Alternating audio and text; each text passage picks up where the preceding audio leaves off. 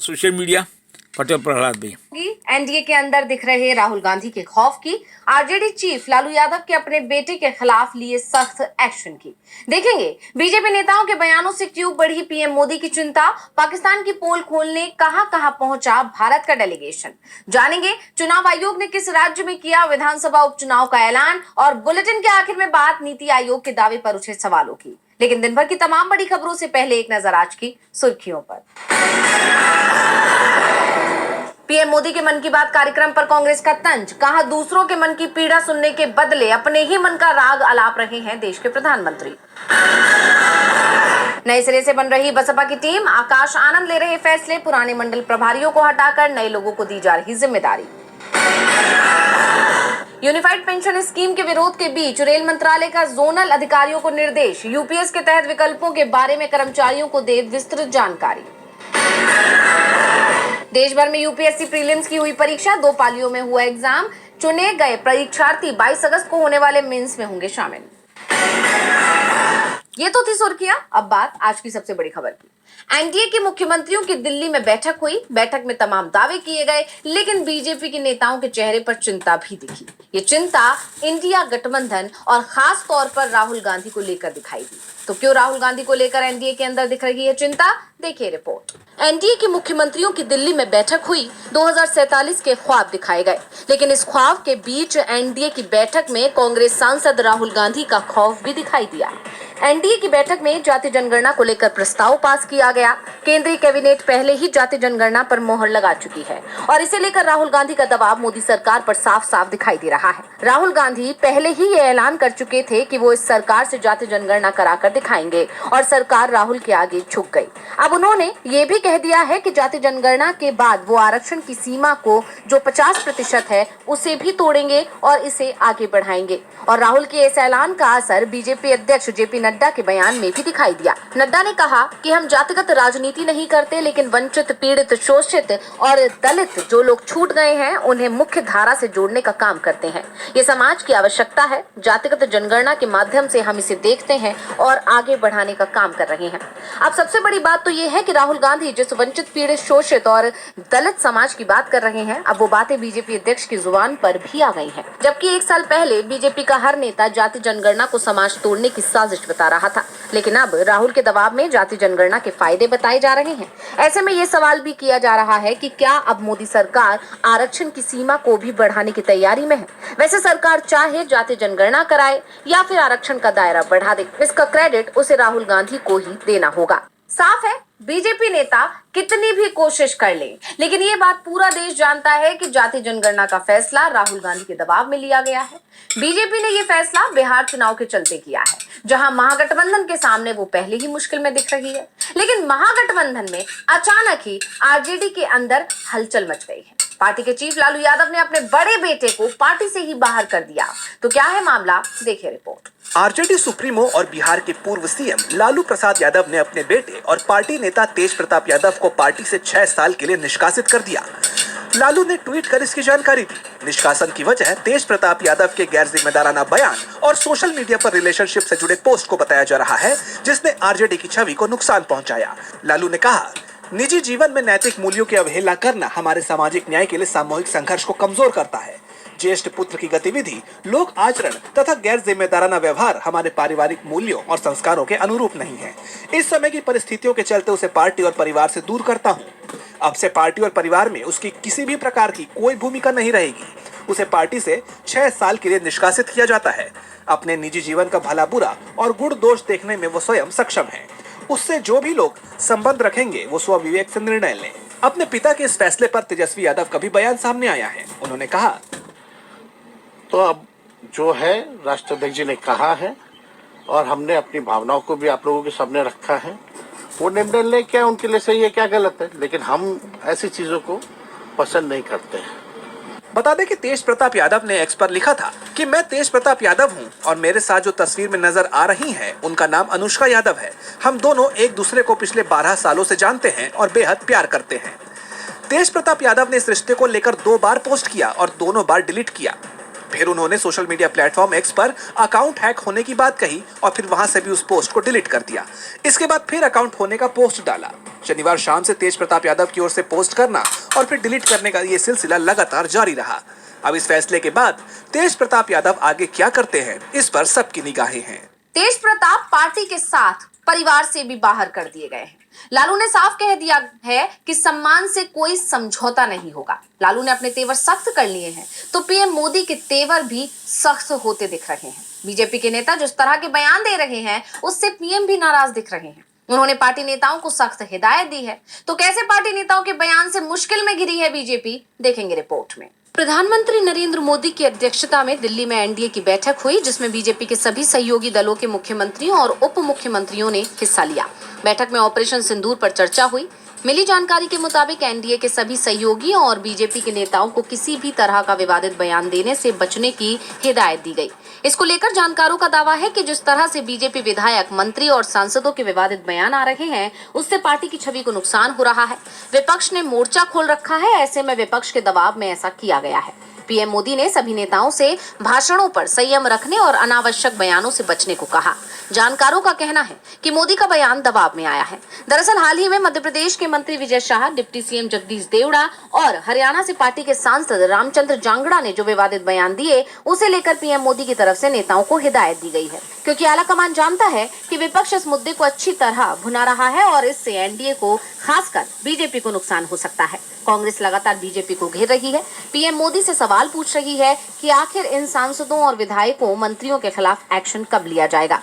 कांग्रेस ने बाकायदा press conference कर इस मुद्दे को उठाया। दरअसल विजय शाह के बाद राज्यसभा सांसद जांगड़ा ने बीजेपी को बुरा फंसा दिया। जांगड़ा ने पहलगाम घटना को लेकर कहा था कि इस हमले में अपने पति खोने वाली महिलाओं में अगर वीरांगना जैसा जोश और भावना होती तो शायद 26 लोग गोली का शिकार नहीं होते। उनके इस बयान को न सिर्फ महिला विरोधी बल्कि पीड़िताओं के अपमान के तौर पर देखा जा रहा है। इसी पर कांग्रेस हमलावर हो गई है और एक्शन की मांग कर रही है, जिससे अब बीजेपी दबाव में है और उसे आगामी चुनाव में नुकसान होने का डर सता रहा है और ये डर एनडीए की बैठक में भी नजर आया। पीएम मोदी पहले भी कई बार अपने नेताओं को इस तरह की हिदायत दे चुके हैं, लेकिन उसका असर नहीं दिखा है। लेकिन दुनिया के अलग अलग देशों में पहुंचे भारतीय सांसदों के डेलीगेशन का असर जरूर दिख रहा है, जो पाकिस्तान की पोल खोल रहे हैं। देखेंगे रिपोर्ट। पहलगाम घटना को 1 महीने का वक्त बीत गया है, लेकिन पाकिस्तान के खिलाफ भारत के रुख में कोई बदलाव आता नजर नहीं आ रहा, बल्कि हर बीतते दिन के साथ भारत अलग अलग देशों में जाकर पाकिस्तान को आईना दिखाने का काम कर रहा है। भारतीय डेलीगेशन अलग अलग देशों में पाकिस्तान प्रायोजित आतंकवाद की पोल खोल रहा है। इसी कड़ी में कांग्रेस सांसद शशि थरूर के नेतृत्व वाला डेलीगेशन अमेरिका पहुंचा। न्यूयॉर्क में थरूर ने कहा कि हम एक ऐसे शहर में हैं जिसने आतंकवादी हमले को झेला है। न्यूयॉर्क ने भी 20 साल पहले आतंकी हमला झेला था और हमारा भी यही अनुभव है। आतंकवाद एक वैश्विक समस्या है, इसके खिलाफ पूरी दुनिया को एकजुट होने की जरूरत है। तो वहीं भारत का दूसरा डेलीगेशन, जिसका नेतृत्व एनसीपी एससीपी सांसद सुप्रिया सुले कर रही थी, वो कतर पहुंचा। ये डेलीगेशन कतर के बाद मिस्र, इथियोपिया और दक्षिण अफ्रीका का दौरा कर रहे हैं। इस बीच भारतीय सांसदों का तीसरा दल भी बहरीन पहुंच गया है। बहरीन में भारतीय डेलीगेशन के मेंबर एआईएमआईएम सांसद असदुद्दीन ओवैसी पाकिस्तान पर खूब बरसे। ओवैसी ने कहा कि सरकार ने हमें यहाँ भेजा है ताकि दुनिया को पता चले कि भारत पिछले कई सालों से किस खतरे का सामना कर रहा है। ये समस्या केवल पाकिस्तान से पैदा होती है। जब तक पाकिस्तान इन आतंकवादी समूहों को बढ़ावा देना, मदद पहुंचाना और प्रायोजित करना बंद नहीं करता है, तब तक ये समस्या खत्म नहीं होगी। इसके अलावा भारतीय डेलीगेशन रूस, सऊदी अरब और जापान भी जा चुका है। वहां भी उन्होंने ऑपरेशन सिंदूर और आतंकवाद पर भारत का पक्ष सबके सामने रखा। उनका उद्देश्य पाकिस्तान के आतंकवाद के खिलाफ दुनिया को एकजुट करना है। भारत अब पाकिस्तान की चारों तरफ से घेराबंदी करने की तैयारी में है और इसका क्या असर होता है, ये जल्दी साफ हो जाएगा। लेकिन देश की सियासत में ऑपरेशन सिंदूर का कितना असर पड़ा है, ये 1 महीने में ही साफ हो जाएगा। चुनाव आयोग ने 4 राज्यों की विधानसभा सीटों पर उपचुनाव का ऐलान कर दिया है। तो कब होगी वोटिंग और कब आएंगे नतीजे, देखिए रिपोर्ट। बीते कुछ वक्त से चुनाव आयोग की सक्रियता बढ़ गई है और अब इसकी वजह भी सामने आ गई है। 5 विधानसभा क्षेत्रों में उपचुनाव होने हैं, जिसके लिए चुनाव आयोग भी मैदान में उतर गया है। आयोग ने इन सभी विधानसभा क्षेत्रों के लिए उपचुनाव की तारीख घोषित कर दी है। चुनाव आयोग ने गुजरात, केरल, पंजाब और पश्चिम बंगाल की 5 विधानसभा सीटों पर 19 जून को उपचुनाव की घोषणा की है। इसके नतीजे 23 जून को आएंगे। ये उपचुनाव उन विधानसभा सीटों पर हो रहे हैं जहां मौजूदा विधायकों का या तो निधन हो गया है या उन्होंने अपना इस्तीफा दे दिया है। इन उपचुनावों के लिए राजनीतिक दलों ने भी अपनी कमर कस ली है। जिन सीटों पर चुनाव होने हैं उनमें गुजरात की कादी और विसावदर विधानसभा सीट शामिल है। केरल की नीलांबुर और पश्चिम बंगाल की कालीगंज विधानसभा सीट पर भी उपचुनाव होने हैं। इसके अलावा पंजाब की लुधियाना पश्चिम विधानसभा सीट पर उपचुनाव होना है। इस सीट पर गुरप्रीत बस्सी गोगी के निधन की वजह से उपचुनाव कराया जा रहा है। इसके लिए कांग्रेस और आम आदमी पार्टी ने अपने उम्मीदवार घोषित भी कर दिए हैं, जबकि बीजेपी ने अभी तक उम्मीदवार नहीं उतारा है। अब बात गुजरात की कादी विधानसभा सीट की करें तो यहाँ से मौजूदा विधायक करसन भाई पंजाभाई सोलंकी का निधन हो गया था। वहीं पश्चिम बंगाल की कालीगंज विधानसभा सीट पर उपचुनाव की वजह मौजूदा विधायक नसीरुद्दीन अहमद है। उनके निधन के बाद ये सीट खाली हो गई थी। यानी देखा जाए तो एक बार फिर देश के अलग अलग कोने में चुनावी बिगुल बज गया है। 5 विधानसभा सीटों पर उपचुनाव के नतीजे बहुत कुछ तय कर सकते हैं, लेकिन इस समय चुनाव को लेकर सबसे ज्यादा हंगामा भारत में नहीं बांग्लादेश में मचा हुआ है। बांग्लादेश के सियासी दलों के बाद अब सेना ने भी चुनाव जल्दी कराए जाने की मांग कर दी है, जिसके बाद मोहम्मद यूनुस की सरकार मुश्किल में आ गई है। देखिए रिपोर्ट। बांग्लादेश की सियासत में तूफान आ गया है। एक तरफ अंतरिम सरकार के प्रमुख सलाहकार मोहम्मद यूनुस पर देश में चुनाव कराने का दबाव बढ़ता जा रहा है। पूर्व पीएम खालिदा जिया की पार्टी बीएनपी से लेकर सेना प्रमुख जनरल वकार उज जमान तक सभी ने यूनुस सरकार को बांग्लादेश में दिसंबर तक चुनाव कराने का अल्टीमेटम दे दिया है, जिसके चलते पहले यूनुस ने अपने इस्तीफे तक की चेतावनी दी और अब वो बड़े आंदोलन की धमकी दे रहे हैं। यूनुस ने आपात कैबिनेट बैठक के बाद साफ कर दिया कि वो अपना पद नहीं छोड़ेंगे और साथ ही ये धमकी भी दे दी कि अगर उनके कामों को रोकने की कोशिश की गई तो जनता के नेतृत्व में एक और आंदोलन हो सकता है। आपको बता दें कि सेना और यूनुस सरकार में तकरार बढ़ती जा रही है।